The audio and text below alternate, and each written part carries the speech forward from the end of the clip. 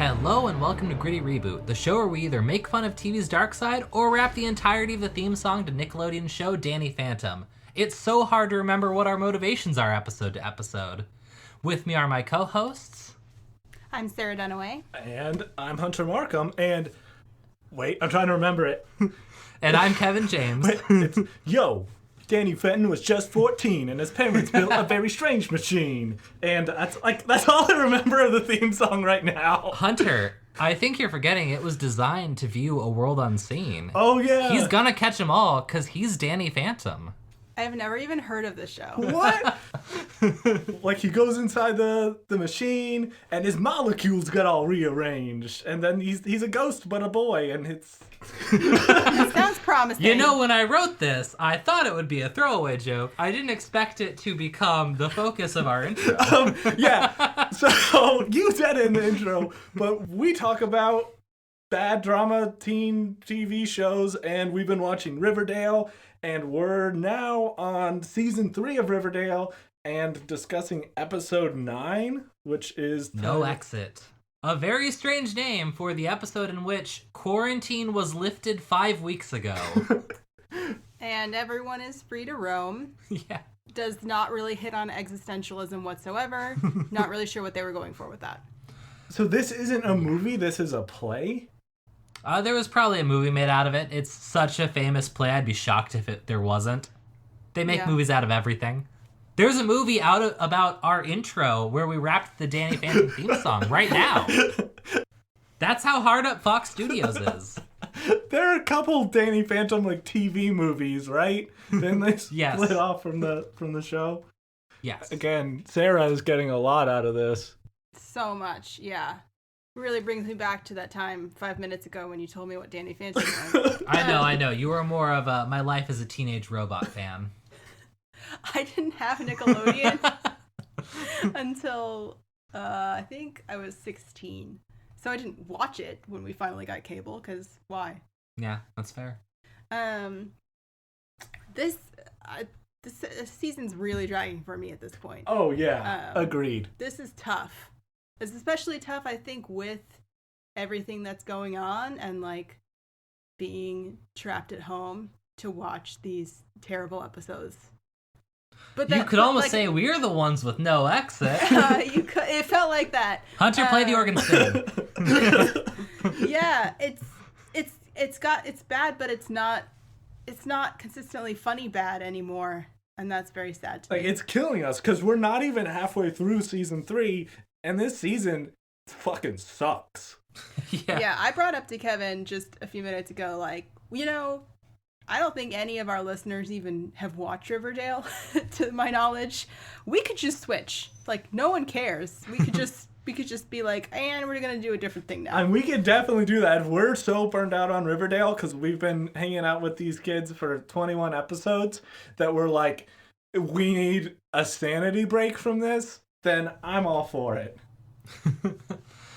That's definitely something to consider because, it started out so promising, it got so weird and out there for the first few episodes, and then it just kind of settled into a dull throb. Yeah, I feel like what I realized in this episode is, at this point, the writers seem to just be throwing so much spaghetti at the wall with... Okay, for this episode, there's Archie gets mauled by a bear, a bunch of nuns commit mass suicide, there's a plot where people are breaking in, there's gang violence, and all this stuff is just spewed out there, and because they're throwing a million things that on their own could be interesting all at once, none of them have any emotional or, suspenseful impact. Yeah, there's also just the fact that, they seem to have an amazing ability to consistently pick, the least interesting things to follow up on. They finished fairly strongly last episode with, the town is under quarantine, Hiram Lodge is gonna seize power, Jughead and FP are locked out and being held at bay by armed rangers, and it's wow, how's this gonna resolve itself? And then we start this episode, it's been 5 weeks since quarantine was lifted, Jughead narrates while walking the halls of Riverdale High with us having no idea how he got there. 5 weeks since we were cut off from the rest of the world. The quarantine's been lifted, but the town still hasn't gotten its pep back. They just pivot away from drama at every turn, and I don't understand because this is a teen drama. They are allergic to drama or actually showing any of the cool stuff that happens. If FP and Jughead were sneaking into Riverdale and trying to avoid quarantine, and there was some sort of curfew, and police were roaming the streets at night, rounding people up or trying to use this opportunity to crack down on the serpents, there would have been a lot of really cool stuff they could have done, but instead they're just like, we almost brought this to a boil. Let's bring this back to the simmer of random events that are like shocking if you cut it together for a bumper for like a commercial for the upcoming episode, but in the context of an actual show are completely stupid. It just feels like a really bad improv where like there's just a series of events but there's nothing holding them together, really. Yeah. It's like watching kids play with dolls and make up a story as they go. Yes. Where there's no plan, clearly. They're retconning anything that happened before because they have this new bright idea in their head. And that's fine if you're a little kid and you're playing with dolls, but if you're a professional writing for television that, when I looked up the numbers on this show, gets like 2 to 3 million viewers, it's inexcusable. Well, I think the reason they get so many viewers is their incredible cultural references, which I think we should play right now. What hero's journey would be complete without a self-imposed exile? Witness Archie Andrews. Just as Luke Skywalker went to planet Dagobah, so too has Archie been in the Canadian hinterlands. You make an extremely sexy Robin Hood, TT.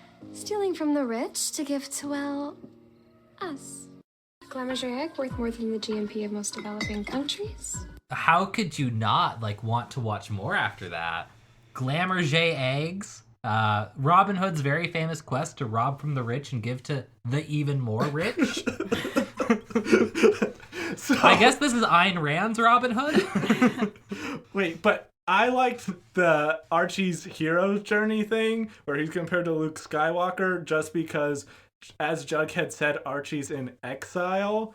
Archie's cooking eggs, so I was like, oh, he's in exile. He sure is. I love that whole stupid thing. Star Wars is one of the most popular franchises in the world. How do you get a Star Wars reference that wrong? You know how Luke Skywalker was exiled to Dagobah, where he was completely alone. That's what happened in those movies. So the bear is like Yoda. Yeah. I wasn't joking about the bear attack for anyone who hasn't seen this episode. Yeah, shall we dig in? We'll probably talk a lot about the Glamour J egg. I didn't know if you wanted to go into it now or later, but let's wow. save that. We've got something special for that. All right. But yeah, episode opens with Archie living in a shack in the woods, and I guess he's working as a park ranger now. Yeah, I guess becoming a Canadian park ranger is just very easy. You just show someone your American passport, you tell them you're on the lam and you're 16 years old, and they're like, cool, here's your station.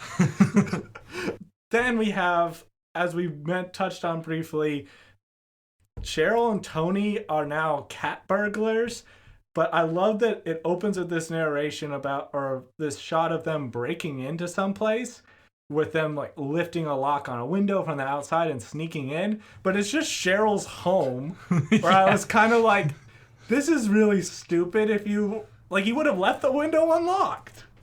Yeah. They just really need the practice, and they wear little cat ears as cat burglars, and I need to know, did the costumers do that because they thought it was cute, or were the writers like, look, they can't be cat burglars without cat ears? Words have meanings. When I was 6, I thought cat burglars stole cats. And I think that the Riverdale writers are probably on that same wavelength. Yeah, or they think they are cats who commit crimes. One of the two. This is completely out of left field. We've never seen, in what we've watched of Riverdale, Cheryl and Tony being, doing criminal stuff. For the last 8 episodes of this series, Cheryl's mostly been super good, and suddenly now she's really into stealing things, and that's her foreplay with her girlfriend, and they start making out. Yeah, they have a cute little I love you moment. Didn't she commit a murder in the first episode of the season? No, that was above board. Okay. I mean, yeah, murder's one thing, but theft. Yeah, fair enough. Look, only one of those things is against the Serpent Code. Oh, the Serpent Code is the dumbest thing I've ever heard of. Yeah.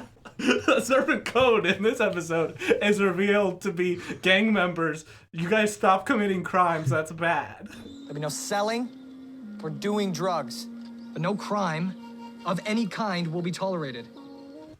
Now let's all say our group motto and repeat the Scout law. A serpent is trustworthy, loyal, helpful, friendly. No. Yeah, that you can't do drugs or commit crimes if you're going to be involved in this gang. So it's just like a classic gang, I guess. Is this like the Buttercream gang where they go around doing good deeds and shit? My favorite part is Fangs raises the very obvious point of, then how will we make money? And Jughead has no reply to that. So his dad has to step in and be like, we'll get back to you. We got no money coming in. Jug, I mean, how are we supposed to eat? Survive? We'll figure it out and get back to you, Fangs. How do you go to the people who it's established like gangs do criminal activity, tell them from this day forward, no criminal activity, and don't have any backup plan for how they're going to sustain themselves, which then comes back even stronger when Fangs is like it's revealed that Fangs was dealing drugs. I know we're jumping around in this episode, but at this point, I don't give a flying rat's head. No. Yeah. Fangs is like, I had to sell drugs to make ends meet. FP screams at him, why do you need money? Fangs starts tearing up. It's even dumber than that because what Fang says was, quarantine happened and you weren't around. I needed money. And then FP says, well, then you could have talked to me. Quarantine happened. I needed money. You were gone. Well, then you could have talked to me. No, we couldn't. Quarantine not started when you were there. out too.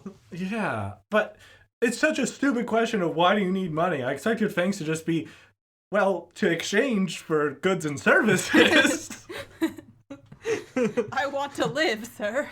And like all of the serpents it's established, are living in a tent city, like sequestered from society and being harassed by the law. Like, how are they going to do anything? Especially with, there's some line where Jughead says it's about to get cold, and timeline of the show, we know this season started off around Labor Day. There was this one episode where it was supposed to be a 3-week gap in between Dylan Doyley's death and anything happening, and now another 5-week gap. And who knows how many months quarantine. they were on the lam before that happened, because they walked to Toledo. Yes, and so it's gotta be, from my calculations, at the very earliest, Thanksgiving. Yeah. It would already be freezing. Yes. Well, you know those mild New York winters. Totally. So familiar. So finally, Veronica's club is doing a booming business during all this stuff, though. Even the mocktails are selling out. Hell, even your mocktails are selling out tonight. Which is a thing that can happen, apparently, in this fictional, fantastic universe where people order mocktails. They have actual alcohol at the club now, because Reggie struts up and talks about all the kegs being tapped, and he's still dressed every time we're in Le Bon Nuit. He's still dressed like Bob Hope's closet came all over him. Who dresses this kid? Wardrobe, get your shit together. Josie is a lounge singer now, which seems way beneath her from what we've established in the show, but okay, she does weeknight lounge singing to the mocktail crowd. This is a thing that really drove me crazy, too, because, like, this episode with Josie as the singer and then later with Veronica leans really heavily on songs from the musical Cabaret, and I just want to know why. Maybe it goes back to that thing from the previous episodes where they talked about the speakeasy being quote-unquote Candor and Ebb heaven, and that's another Candor and Ebb musical? That's my best guess, but the thing is, Cabaret is a musical about, like, struggling performers trying to, like, stay alive under the Nazi regime, and it feels like with just a few twists, you could have made that apply to this episode, and they didn't. It's like they were half a rewrite away from a script that was tight and coherent, and like, no, that's good. They're always several rewrites away from a script that's tight and coherent. But my thing with this is, A, the scenes in the speakeasy don't make it look cool and inviting. Like, they couldn't seem to pull it together and shoot a scene that makes it look like a really hip club. Everyone kind of looks bored there. And second, the reason that people liked to go to jazz clubs in the 1920s and such was because that was the music that was big then. I don't really see the appeal of it nowadays, or I don't see it having a mass appeal to a lot of teenagers when that's not the music that they're into. Yeah, I can see it being like a certain appeal to like a very specific type of person who's a little like obsessed with the past, like Josie, our AP US history major. But... Kevin. Yes, but for the mass audience, it would have made more sense for Josie to be performing the kind of stuff she did in season 1 that was at least attempting to be more current. I also just want to say, like, the producers decided to make Camila Mendez sing Maybe This Time, and that has got to be the meanest thing anyone has ever done to that actress, because, ooh, poor choice. She does not deliver, and the original was popularized by, you know, theater icon Liza Minnelli, so, like, those aren't shoes you want to fill as someone with a weak voice. Not at all. Even though you can hear so much auto-tune on her vocals when she sings, it's bad, because the actress who plays Josie is a talented vocalist, and her performances are good, so then when we hear Veronica sing, it's a big letdown. It's rough. And she also is like really trying hard to be sexy during it, and that also, for me at least, fails. Although that was a universal experience, I'm pretty Good, sure. I assume so, but you never know. Apparently it worked for Reggie, because he just goes in right after that, and they have the most magical, damp sponge of a kiss you've ever seen.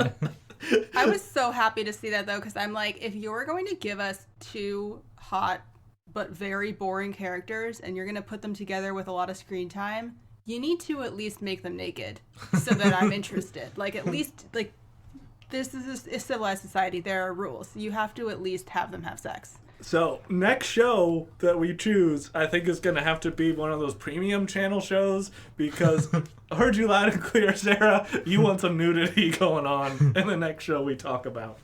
Absolutely. We got to Alright, have so something here. Who doesn't? Hey, I'm not going to complain. Jumping back to the school scenes, apparently Weatherby is ruling the school like a god emperor of some sort, and he's like enlisted the ROTC as, I don't know, brown shirts to enforce his rules. And Cheryl says, you just enforce the rules like the crypto-fascists you are. You just enforce them like the crypto-fascists you are. Cheryl, when they're openly being fascist, I don't think you call them crypto anymore. That just sounded better.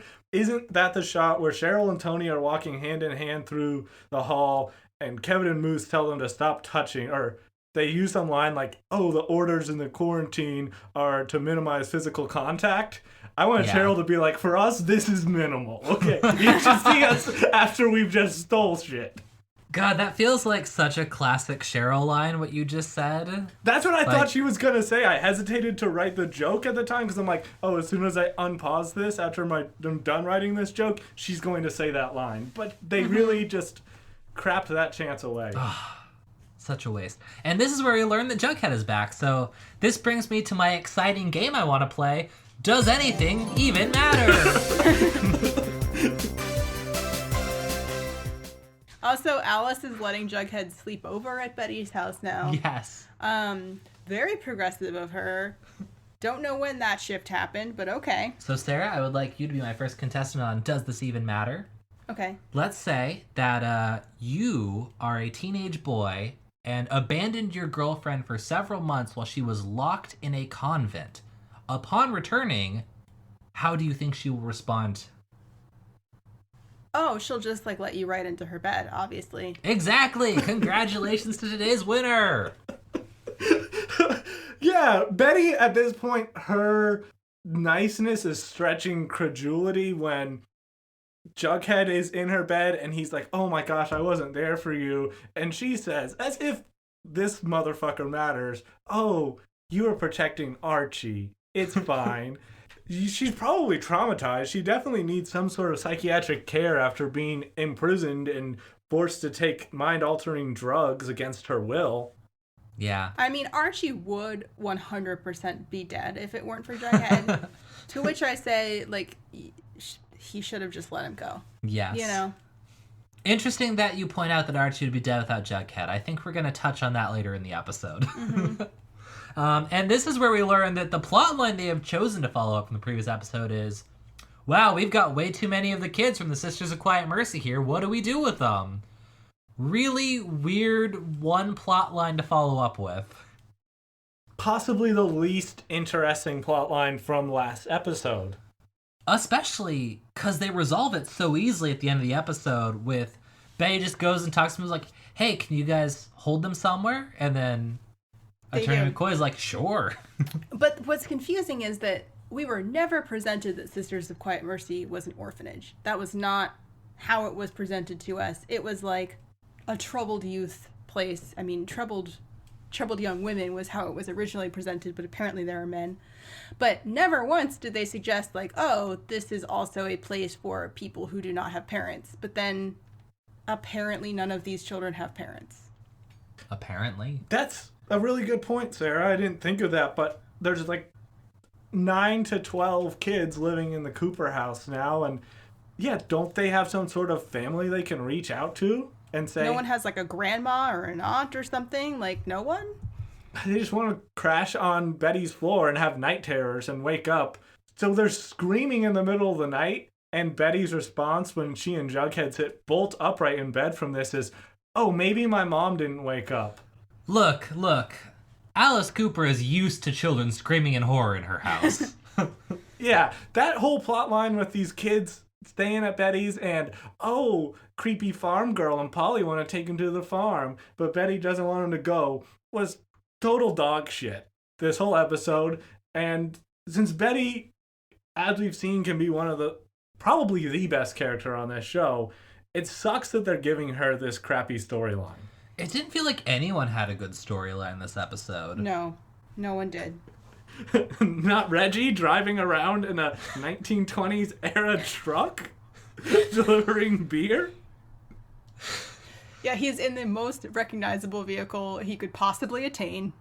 You'd think he'd want something really generic so that it's harder to follow him, but no. He wants to really stand out as he makes his illegal beer runs. I just want to single out New Reggie's amazing line delivery when he gets jumped of, shoot, what the hell, guys?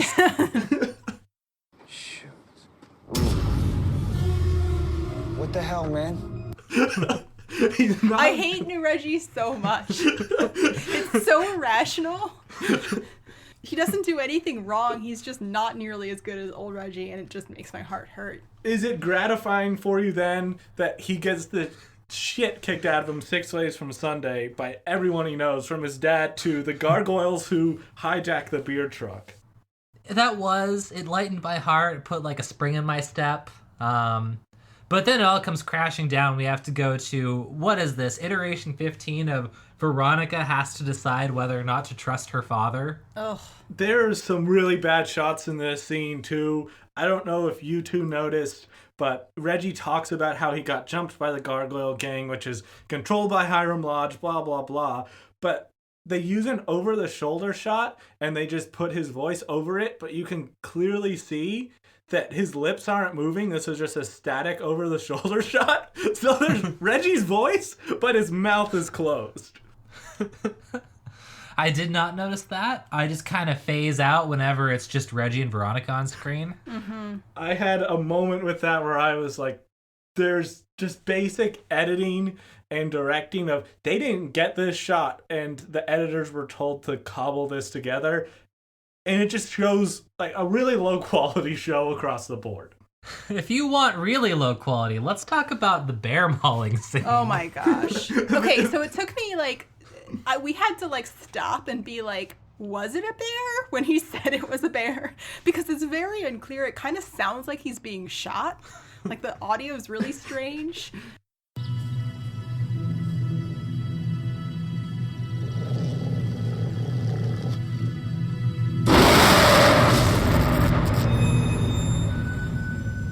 And so we like had to like actually rewind and be like, what happened? Well, it's also confusing because like a bear is not like a quiet, silent stalker, No. and Archie and the dog are like facing the wrong way, and Vegas is growling at something, and then apparently the bear was 3 feet behind Archie, ready to swipe at him.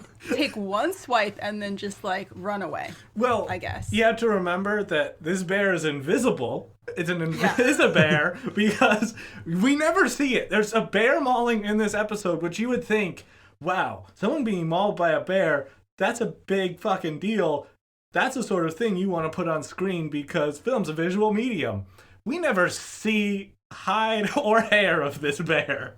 No, Barry Phantom over here just taking one swipe out of nowhere, And sight unseen. the only reason I knew it was a bear was, I think, way back in episode 0, Kevin, I mentioned one of the 2 clips I've seen of Riverdale was Archie talking about how he'd gotten scars from being mauled by a bear, which, me having zero knowledge of this show, I thought, that's Archie lying. He's covering up for how he really got hurt. But, nope, he got mauled by a fucking bear. I mean, did he? Mauling tends to be like more damage than a single swipe. He got clawed by a bear at best, and even that looks pretty shallow. It looks shallow. He also deals with it so poorly. Like, I just want to just shout at him. He's like putting alcohol on it, which sure, not bad idea, but then he like loosely wraps stuff around it. Like, no, your priority is stopping the bleeding. What are you doing? Just don't worry about alcohol right now. That's the least of your concerns. I did love... Get that puppy wrapped up. I did love, like, he bites down a rolled up shirt like he's about to have his, like, leg sawn off, and it's just to put iodine on the wounds. You know there's non-stinging iodine. The bear just Tindered Archie. It swiped right and then it moved on. Yeah. It's dumb because he talks about, he's like, I got mauled by a grizzly, I'm in bad shape. The Revenant was a huge deal of a film, Oscar-winning movie, so audiences at this point have an idea of what a bear mauling can be. Archie has flesh wounds that don't stop him from making it all the way from out on the trail back to his cabin on foot under his own power and taking care of himself. So then when he goes into like shock and starts hallucinating and stuff, it seemed really strange and unsubstantiated. Yeah, the radio Yes. dies quicker than Archie does after that bear attack. Yeah, it's because him going into the hallucinogenic fever state implies that it's already infected, but it's been like 5 minutes. So that doesn't make any sense. Maybe he got drunk through the wounds. They were just like absorbing. He's like, why do I suddenly have the urge to call my dad and tell him to get back together with mom? He poured vodka on his wounds instead of iodine. Easy mistake to make. We don't see the bear. We get this shot of a camera zooming in quickly to Archie's face while he makes a surprised expression, and then cut to Archie with some scratches on his chest and arm. And the payoff for this is not anything to do with the bear following up. It's all about Archie starts hallucinating about his past and his mistakes and how he feels like he can't get back to Riverdale and being innocent. Yeah, it's just like blatant fan service. They're like, oh, I know all the fans just really want to see the dead kids from the mine again. So I guess we'll bring them back. Like, I mean, I do really appreciate it because we all had so many feelings about them, but... Why did they choose the bear attack, though? Because you could have had anything. You could have had Archie get into a car accident or get sick from eating some spoiled meat or fall off a He ladder. could have literally just tried Fizzle Rocks out of curiosity, and it would have been the same thing. It could have been like Into the Wild with the mistaking the wild carrots for the wild peas or whatever. Like, it could have been so many different things. He could have been shot by accident, which is what I thought happened initially. There were so many options. Instead, they chose, hey, we'll have him get mauled by a bear, but we'll never show the bear or any of the interesting parts. So you wanted to get to Archie hallucinating and thinking about his past, and the whole roulette wheel of logical possibilities, you chose bear assault.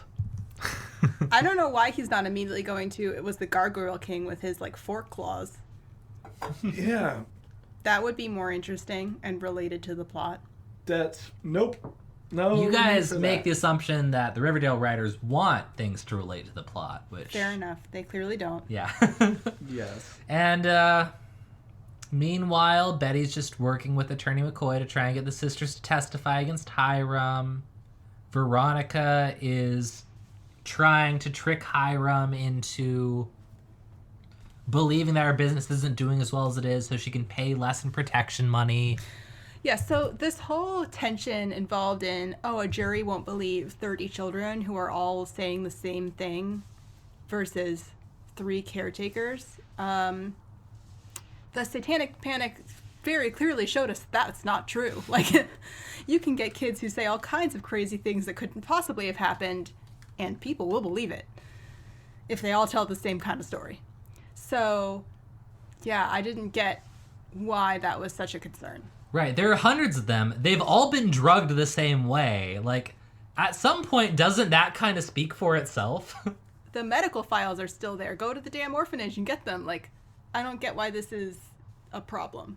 Oh, that's another great point, because Betty found the files on herself a few episodes back that stated she was being given these drugs. So, hey, you can just subpoena those, or whatever legal term. I just said subpoena because I don't know anything. I think that's right. And then you have hard evidence that came from the establishment itself of what the fuck they've been doing there. It doesn't matter that these nuns are refusing to talk or any of this other bullshit where they try to conjure up some sort of drama where really there shouldn't be any, because they already swung and missed when Betty should have still been trapped inside a scary asylum doing some cool shit and still been on the inside instead of throwing that plot out so early.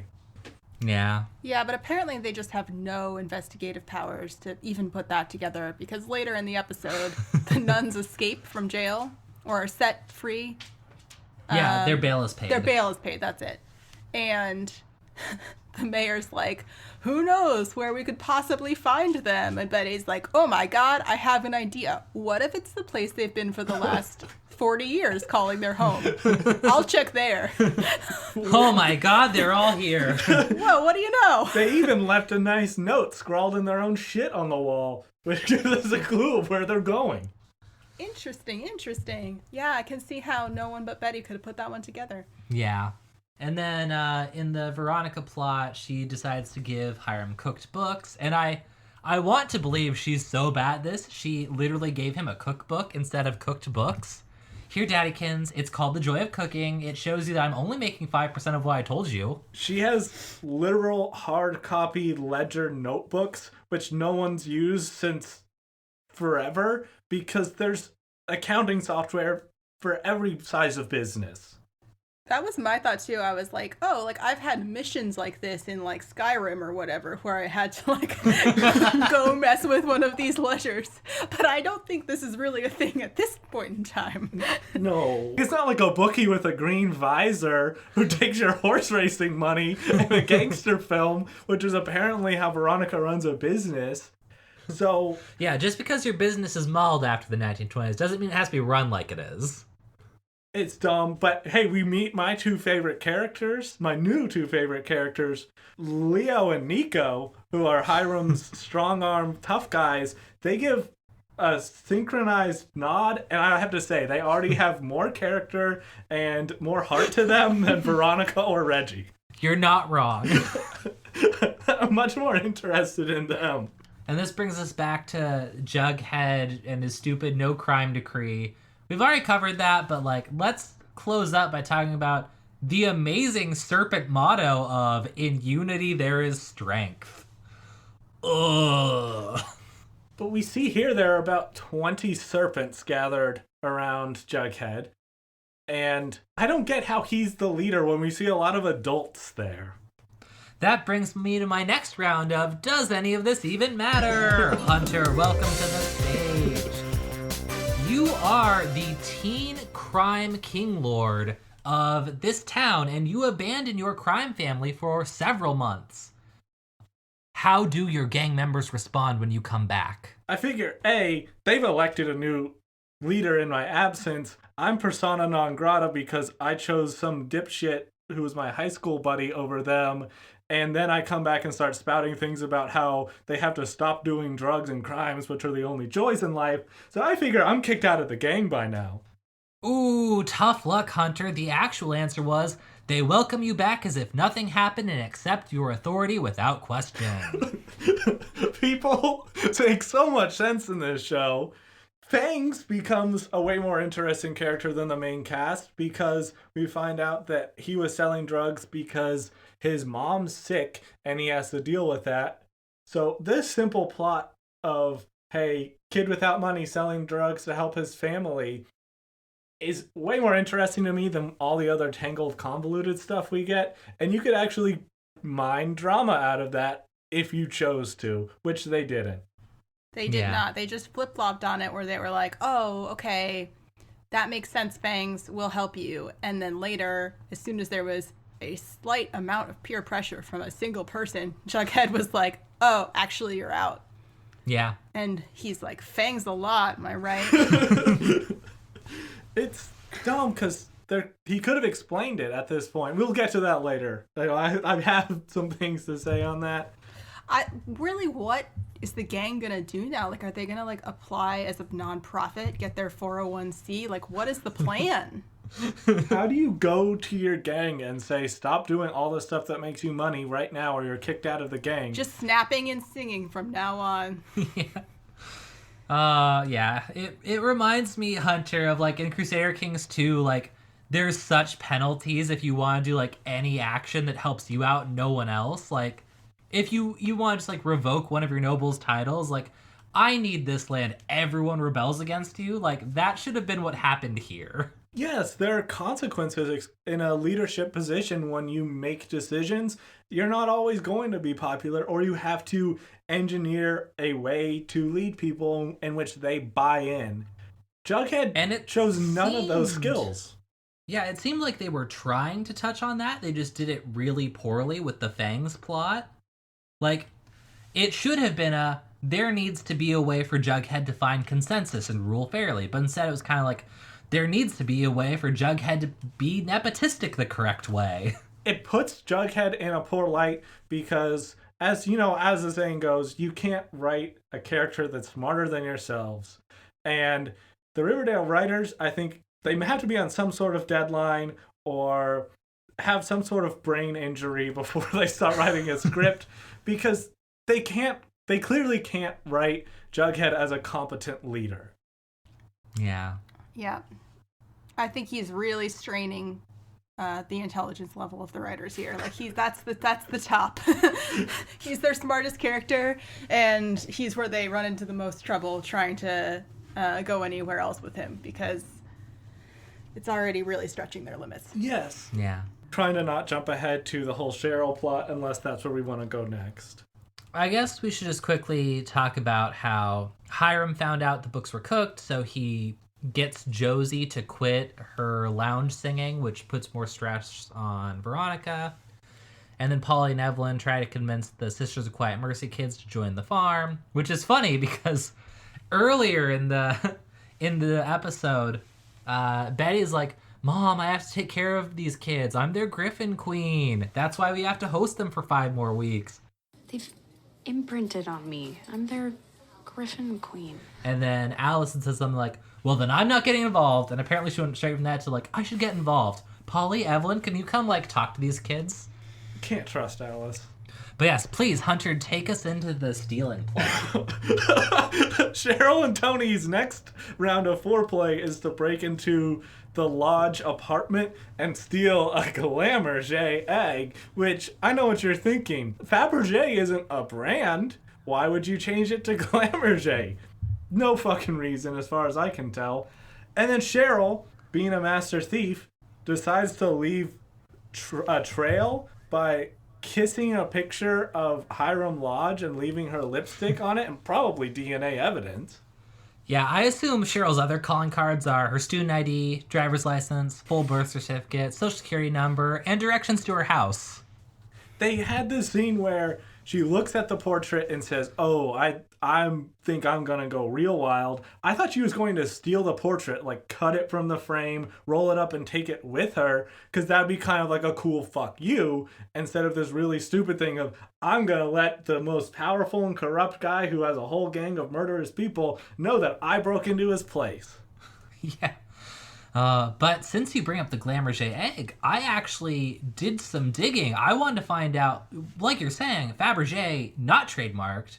It's a name from like the mid 1800s. So I was wondering, why did they change the name so lazily and infuriatingly? And it turns out an early draft of this episode would have actually explained why there are all these weird sound-alike products in the world of Riverdale. Archie was not going to work as a park ranger. He was going to work at a company that made these goods. I like this idea because this would have given us a whole bunch of closure. I definitely want to take a listen to this. Thank you so much for giving me this chance to work for you, Mr. Knockoff. I've always loved Knockoff's Emporium. Please, Archie, my boy, I am Russian. It is Mr. Nyokov. Oh, sure thing, Mr. Nyokov. I can't wait to help make all of your amazing products. My girlfriend was a big fan of your Glamourget eggs. Ah, discerning taste your girlfriend had. Did you know they're worth more than the GMP of most developing nation? Of course, who didn't know that? And we use the wealth generated by those sales to franchise restaurants like TGI Thursday, or purchase import websites like glamazon.com. Mr. Nyokov, I have more application for customer applying for our American Excess credit cards. Very good, Natasha. Archie, have you met my hot and single-teen secretary, Natasha? I found her by perusing model photos for Vanity Fair magazine that we publish.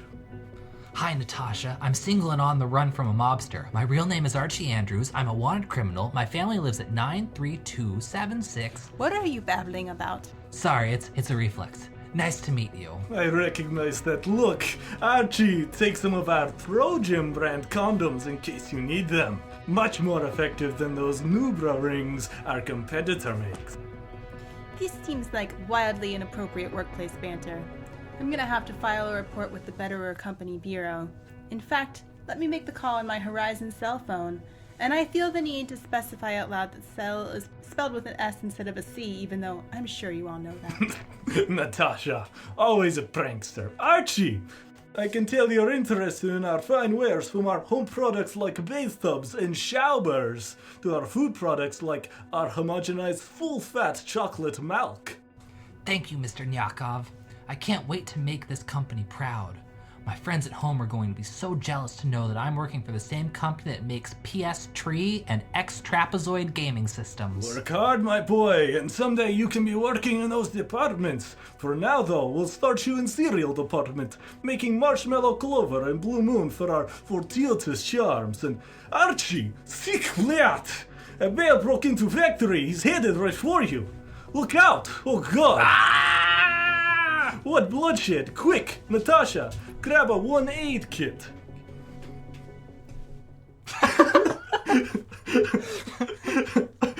So yeah. That really, I feel like it builds out the world of Riverdale in such a way that I think we all appreciate. Yeah, this makes so much more sense than having him work out in the middle of the woods, because we come full circle and kind of wrap up why this world is populated with all these knockoff brands. I'm just surprised the bear attack was still in this first draft. They were really intent on that.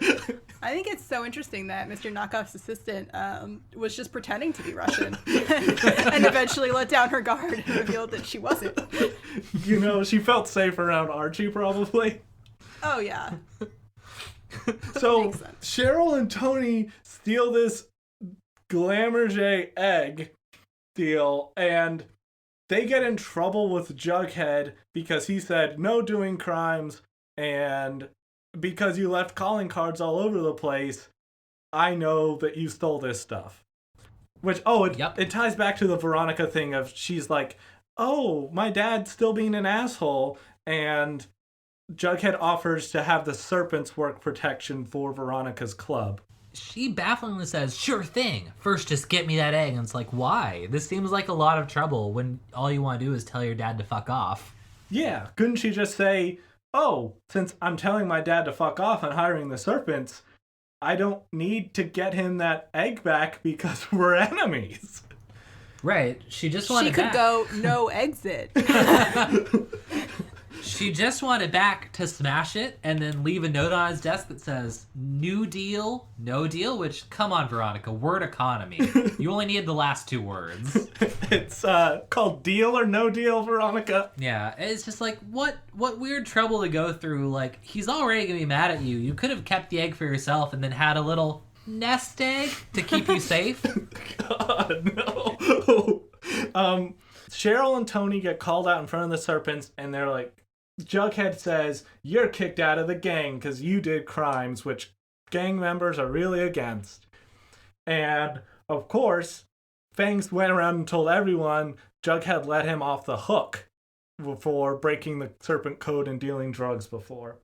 This leads to this stupid thing where Cheryl's like, why didn't you kick Fangs out if you're going to kick out me and Tony? And Jughead's forced to kick all 3 of them out, which I think is stupid. It really is. He doesn't have that many gang members. That's just poor planning. I mean, the other thing is, like, was Jughead's decree retroactive? Because Fangs was dealing drugs before the decree went out, so I'm not sure how he broke the rules. Yes, Jughead could have said that. He also could have said, Fangs is trying to support his ailing mother. Meanwhile, you're rich as Croesus, so it doesn't matter if you're kicked out of the gang. Serpents are family. We have to stick by Fangs right now. But you're just getting your rocks off by stealing stuff. You're a loose cannon. Fuck off.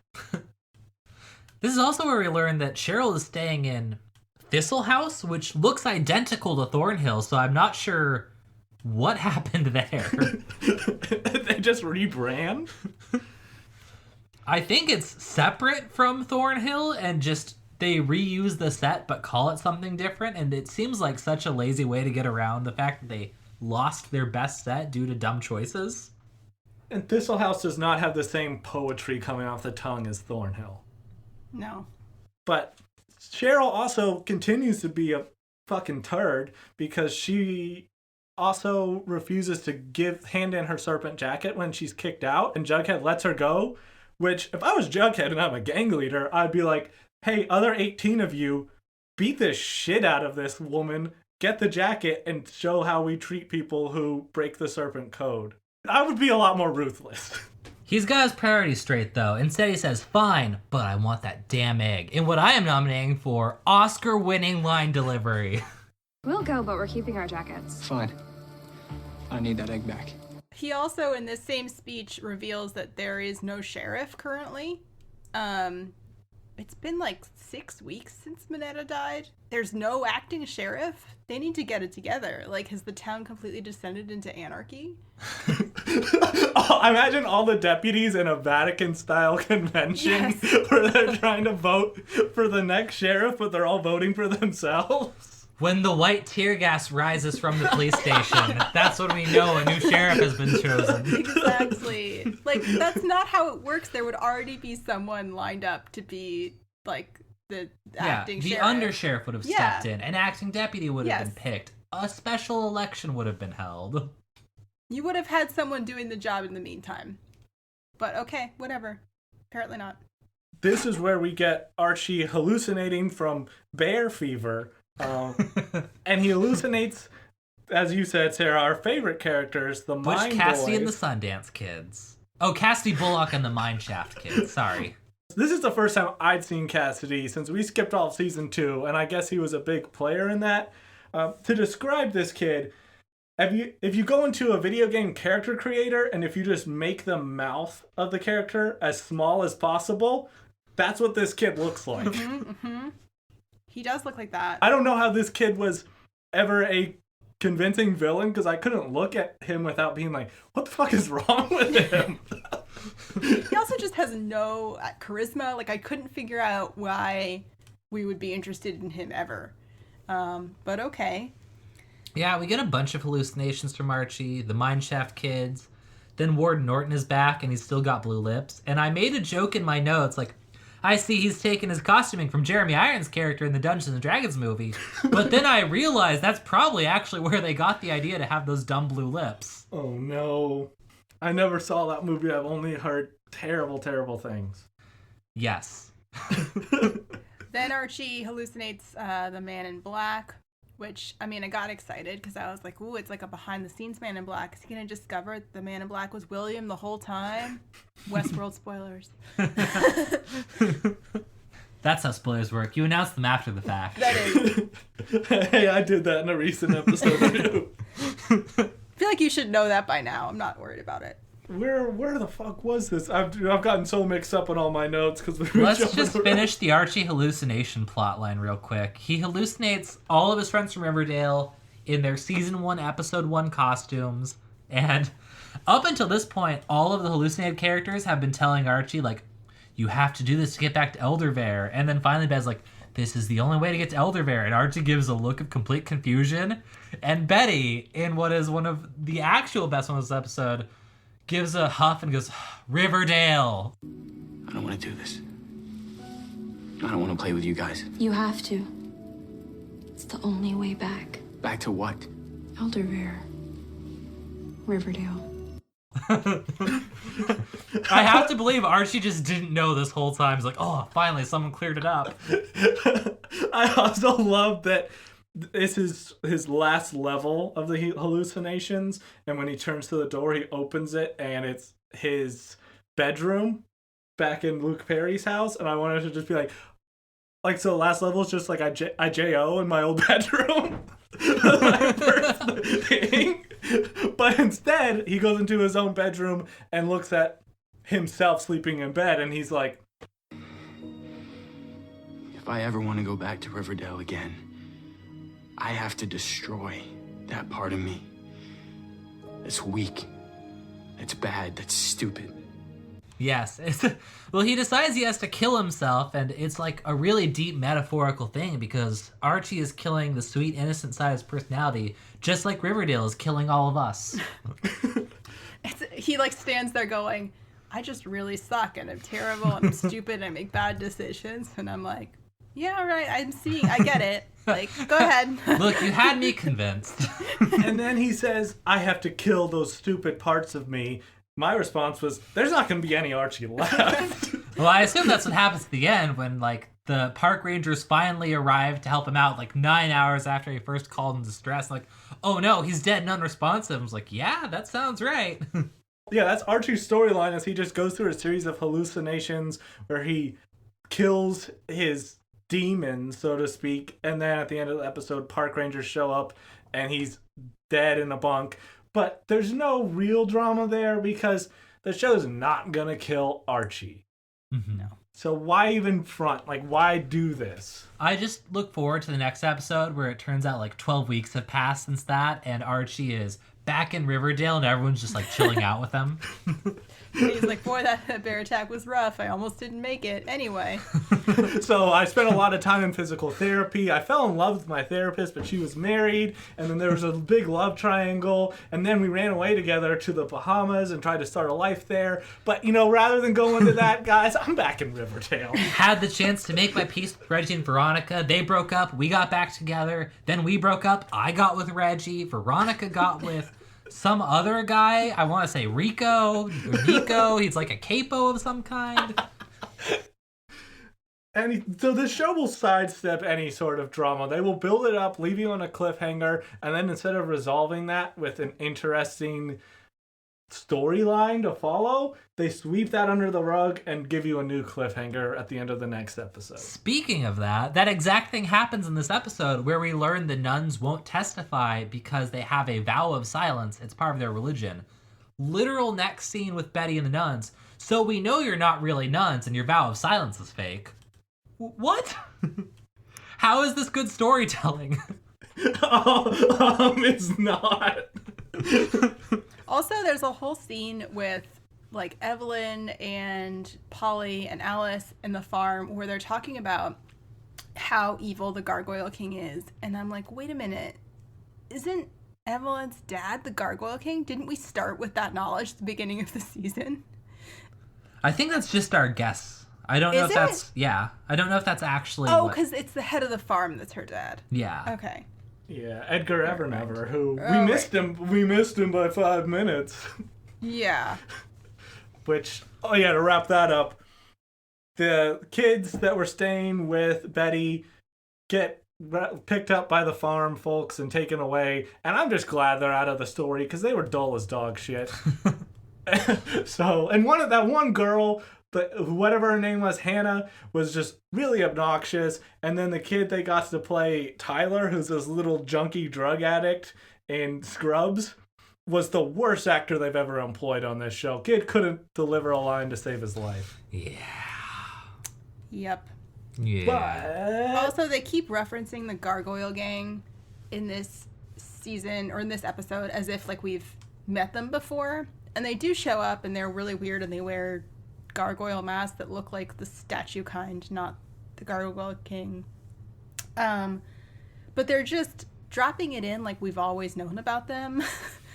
And it's not new information, but it kind of is. Yeah, we knew they existed, but this is our first time actually seeing them. Right.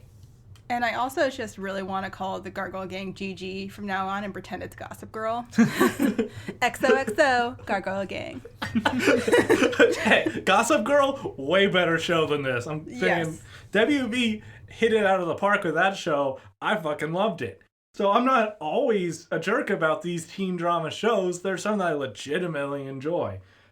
On the other hand, I think you two will probably have choice words for when they ambush the Gargoyle Gang that once again tries to waylay Reggie on a beer run, because this scene really brought my piss to a boil. Yeah, it's the worst ambush ever. They just one guy gets knocked down, the rest scatter, then they pick up the one guy who was knocked down and say, hey, tell Hiram we're not dealing with him anymore, and then let him go, and that's it. My favorite is the guy who says, it's an ambush, like that it's a trap guy from Star Wars. It's a trap! But I think you mean Admiral Trap Bar. Yes. I was imagining that's gonna be my rap name. I'm just gonna do nothing but trap music. But Will not listen. I'm making a new theme song for Gritty Reboot, and I'm gonna have the Yo, Gritty Reboot, it was just 14. No. But they jump the Gargoyle Gang.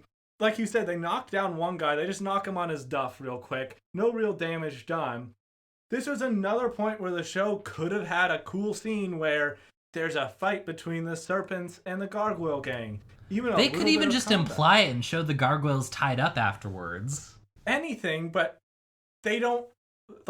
what's the kind of stuff you want to see on a TV show? You want to see action. You want to see the bear attack. You want to see a fight between two gangs. Instead, you just get, they hoist up a Gargoyle Gang member, tell Hiram we're not messing around. And rather than beat the ever-loving shit out of this guy as a message, they just pat him on the butt and send him on his way. They don't even take off his gargoyle mask. Okay, so I seriously thought what was going to happen in that scene is Jughead was going to unmask that gargoyle in order to see who he was, deliver a message, find out it was Fangs, and realize there were consequences to his actions. I thought that was where we were gonna go with that. Consequences. Don't be ridiculous. I know it sounds stupid now that I'm saying it out loud, but that's totally where I thought this was going, and somehow it went somewhere so much stupider. Times like this, I really wish that we could rewrite these scripts, because we throw out ideas off the top of our heads during this, and they're so much better than whatever ended up in the final product of the show. Yeah, it feels like they just, with every idea, they just needed to be so there's one thought. Let's try that again, They just what's the opposite of a brainstorm? Yeah. They must be on some sort of weird schedule where, it's a lot of effort to shoot a fight scene, to choreograph even the simplest 30-second scuffle. So let's not have that because we have to have this done before lunch. I mean, you say that, but literally 3 episodes we were watching teen fight pits, so... Mm-hmm. True. Huh. Yep, no, that can't be the answer then. I also had a lot of things to say about Betty's sweater in the last few scenes of this episode. Is it the pink one? No. So it's black and white. It's mostly white. It has it's a puffy sleeve, polka dot, short sleeve sweater, which I already like. What are the puffy sleeves? Why is it a short sleeve sweater? But like the dots are like little pom-poms that like stick out of it's so awful. Oh, I vaguely remember that. I think I was distracted in this one scene where she was wearing jeans that looked like they were bootcut jeans from 2003. Yes. And a pink sweater that showed, like, wasn't really showing midriff. It just looked like it was half an inch too short. Yes, that also bothered me. There were terrible choices in this episode, and I just kept getting upset because I'm like, she's a gorgeous girl. What are you doing? Get it together. Let's just be positive. What's one thing this show did well? I thought Cheryl and Tony's I love you was cute. Okay, see? We found one positive thing about it because I couldn't come up with anything. Yeah, I'm pulling a blank on anything that this episode really did great. Yeah. It was a rough one. Reggie and Veronica finally get together. That long, ice-cold tension that no one was really waiting for finally broke. Jughead decides to recruit Fangs to be an inside man to infiltrate the Gargoyle Gang. And the park rangers finally find Archie and don't do anything? So... Did we miss anything? No, not really. No. I mean, every time we see one of these episodes, it seems like there was an important episode in between that we missed, and we're just seeing the low point episodes. This one especially, it really felt like we missed a connecting episode. Maybe that was planned at one point. But I think the most suspenseful thing is the decision we have to make is, are we going to keep watching Riverdale, or is this where we cut bait?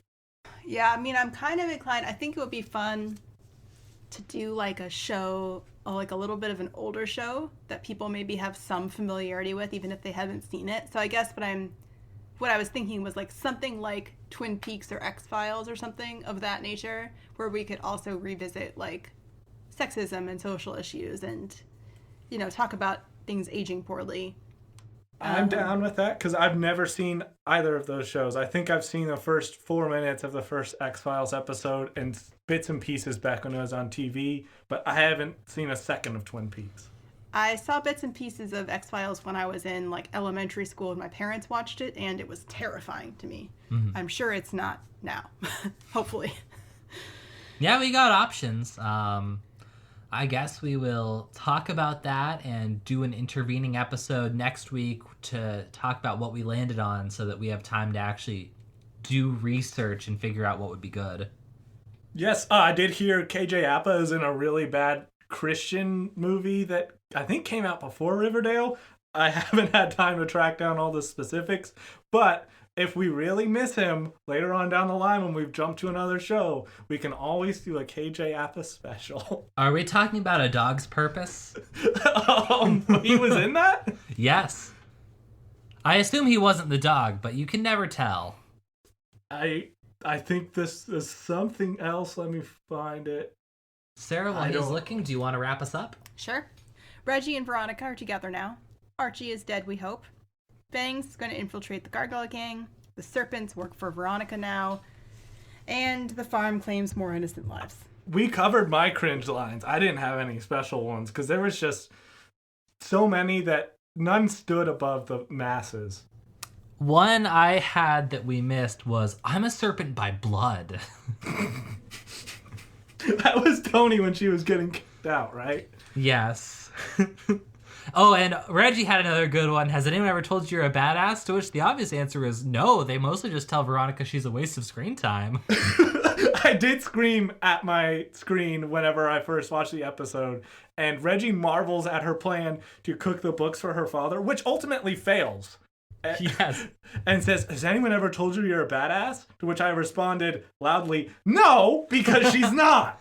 Hiram even says, like, cooking books is, like, the easiest, simplest, most obvious thing. You're an idiot. I'm so sorry that I raised you so wrong. But my score for this, I cooked the books on it, so I'm only giving this a 1 out of the possible 5. Yeah, I think this is a 1 out of 5 Glamour J Egg situation. In my head I want to say 1.5, but I can't think of a reason to justify that.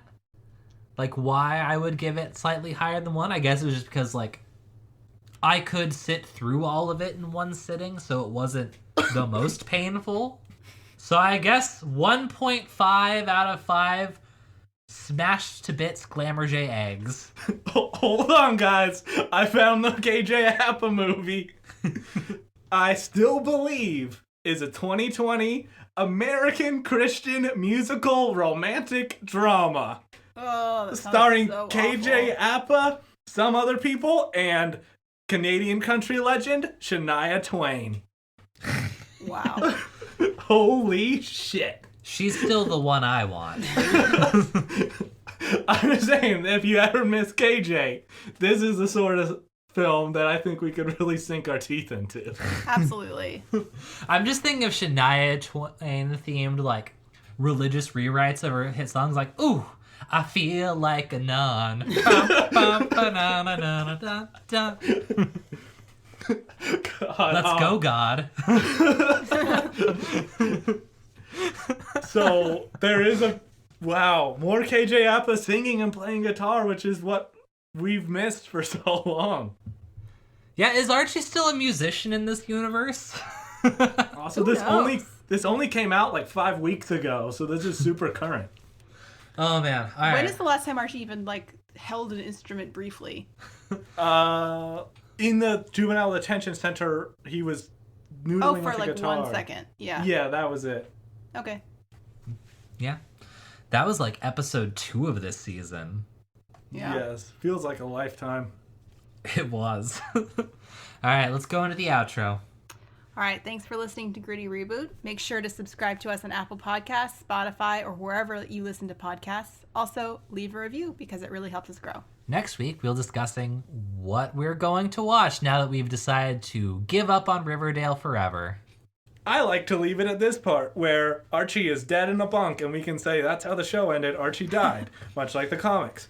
In the meantime, you can reach us on Twitter at Gritty Reboot Pod or by email at grittyrebootpodcast@gmail.com. And you can check out our website, grittyrebootpodcast.com, for info about the show, why we do this to ourselves, past episodes, and upcoming news. We look forward to seeing you next time.